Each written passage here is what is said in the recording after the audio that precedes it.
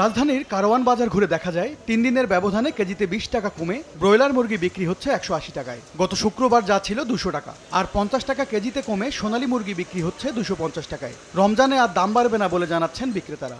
রমজানের ভিতরে যে রেটে আমরা বেচতেছি এবেলেও যেন আপনার বাজার থাকে, সাধারণ লোকের কেনাকাটা অনেক সহজ হবে। বেচা বিক্রি কমে যাওয়ার খবর দিয়ে মাছ বিক্রেতারাও জানালেন জাত ভেদে দাম কমেছে ৫০ থেকে ১০০ টাকা। অন্যান্য জিনিসের তুলনায় মাছের বাজারে কাস্টমার কম, কারণ ক্যান্টিনগুলো বন্ধ, হোটেলগুলো বন্ধ। মাছ মাংসে স্বস্তি কেড়ে নিচ্ছে সবজির বাজার। মৌসুমের শুরুতে ঢেঁড়স, করলা, সজনা, পটল বিক্রি হচ্ছে ১০০ টাকার ওপরে। গ্রীষ্মকালীন সবজি সরবরাহ কম থাকায় দাম বাড়তি জানালেন বিক্রেতারা। ঈদের পরে সবজির দাম এখন যা আছে ডবল হয়ে যাবে। একটু সহানুভূতি করে যে ভাই একটু কম লন না, একটু কম লন, তো তারাও বলতেছে আমরা বেশি দামে কিনছি। এদিকে দাম কমার খবর নেই চালের বাজারেও। কেজিতে ৪ টাকা বেড়ে মিনিকেট বিক্রি হচ্ছে ৮০ থেকে ৮৪ টাকায়। ২-১ টাকা বেড়ে ব্রি ২৮ বিক্রি হচ্ছে ৫৮ থেকে ৬০ টাকা, আর নাজির শাইল ৭৬ থেকে ৮৮ টাকায়। এখন মিনিকেটের লাস্ট সিজন, বৈশাখ আসবে, ঈদের পরে হয়তো নতুন ধান উঠলে কিছুটা কমতে পারে।